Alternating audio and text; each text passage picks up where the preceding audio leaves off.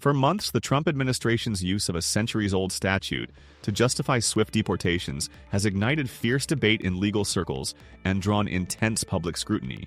Central to the controversy is a plan to remove Venezuelan nationals alleged to be members of a powerful gang, whom administration officials claim present a serious threat to American communities. Rather than proceeding under traditional immigration laws, the White House has relied on the Alien Enemies Act of 1798, a rarely invoked provision historically tied to declared wars. Critics maintain that calling these Venezuelan immigrants enemy aliens stretches the legal framework far beyond its intended scope, especially since the United States is not formally at war with Venezuela. Nonetheless, the administration contends that gangs from Venezuela, such as the Tren de Aragua, amount to an invasion deserving extraordinary measures. When Judge James E. Boasberg issued a judicial order to halt any future deportation flights, tensions between the executive branch and the courts exploded into public view. President Trump lashed out in response, calling Judge Boasberg a radical left judge bent on undermining his powers, and he demanded the judge's impeachment for blocking the flights. Legal analysts across the ideological spectrum quickly denounced this rhetoric, stressing that disagreement with a ruling has never been valid grounds to remove a judge from office. Historically, judges are impeached only in cases of severe misconduct or criminal behavior, not for issuing decisions an administration dislikes. Undeterred, the president continued to highlight the national security dimensions of his argument, asserting that deportation is an urgent priority. Alleged Venezuelan gang members, the White House insists, are too dangerous to be allowed into the general population while court proceedings unfold. In the president's view, applying the Alien Enemies Act is a legitimate way to bypass lengthy immigration protocols. Yet, immigrant advocacy groups and civil liberties organizations see it differently, claiming that detainees from Venezuela have been unfairly labeled en masse, without proof of individual wrongdoing or adequate process to challenge the deportations. Reports soon emerged that deportation flights continued even after Judge Boasberg's verbal order was made public, raising the alarming possibility that administration officials had defied a federal court. Lawyers for the Department of Justice insisted that the flights had either departed before the order's deadline or fell outside the scope of the judge's ruling. But critics questioned how such confusion could arise on an issue this consequential. The spectacle of airplanes reportedly in midair while a court attempted to halt their progress underscored the risk of a constitutional crisis, where the executive branch either misinterpreted or disregarded a judge's explicit instructions. In a rare move, Chief Justice John Roberts weighed in with a formal statement defending the judiciary's role, insisting that impeachment is not the appropriate remedy for legal disputes. His words carried particular weight, given his leadership of the Supreme Court and his past efforts to maintain a nonpartisan stance. Observers saw his public interjection as evidence of just how urgent and dangerous the situation had become. Whenever a president tries to dismantle judicial authority by threatening impeachment, the possibility of undermining checks and balances becomes palpable. Amid this uproar, many political commentators have noted the human dimension of these deportations.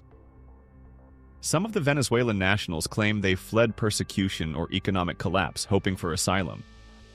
Others insist they had no gang affiliation, pointing out that labeling entire groups of people as gang members could lead to grave injustices.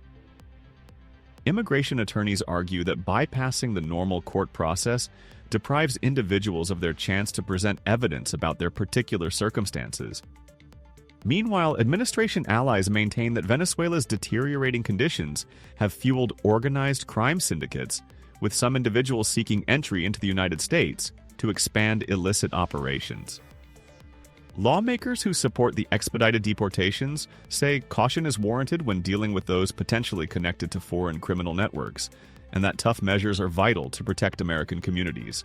They view the Alien Enemies Act as a forgotten tool that can address modern threats more decisively than conventional immigration laws. Judge Boasberg's order underscores a fundamental principle of American jurisprudence. Even in times of heightened security concerns, the rule of law must not be cast aside.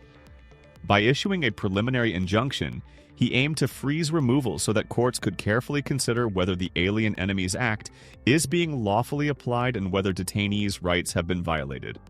A number of legal experts see the injunction as a necessary safeguard to ensure executive power does not go unchecked, especially in the highly charged arena of immigration enforcement. Still, for President Trump, this move signaled a brazen attempt by the courts to override the administration's policy priorities. He insisted that voters awarded him a second term, partly because of his crackdown on illegal immigration, and that judges who stand in his way are essentially flouting the will of the American people. This populist angle resonates with some segments of his base who believe that national security should not be held hostage by what they perceive as an activist judiciary. Yet the impeachment demand took that rhetoric to another level. Seasoned constitutional scholars have been quick to note that the founders never intended impeachment as a tool for punishing judges' decisions. Instead, impeachment is meant for gross abuses of office. A federal judge cannot be legitimately removed simply because the president or members of Congress happen to disagree with a ruling, no matter how frustrated they may be. Chief Justice Roberts' intervention served as a reminder that federal judges are insulated from political retaliation for precisely this reason. The courts must stand apart from partisan pressures so they can interpret the law impartially, even when that interpretation conflicts with executive objectives. If judges felt vulnerable to impeachment for politically unpopular rulings, the judicial branch would lose its independence. The controversy over deportations also brings into focus the real-world stakes for those who might be removed. Venezuelan deportees sent to third countries like El Salvador, as reports suggest, face uncertain prospects in unfamiliar environments, lacking any real legal recourse to return if they were wrongfully deported. Their predicament showcases the immense power of immigration policy to upend lives, reinforcing why robust legal processes and judicial review are so essential. Ultimately, the question is whether an aggressive deportation strategy justified by the Alien Enemies Act can survive judicial scrutiny. If courts deem it unlawful, the administration will be forced to abandon this approach or find another legal rationale. If the policy does stand, it may redefine executive power in immigration matters for years to come. Chief Justice Roberts' admonition, however, implies that such a redefinition must result from proper legal channels, not threats to remove judges who issue inconvenient rulings.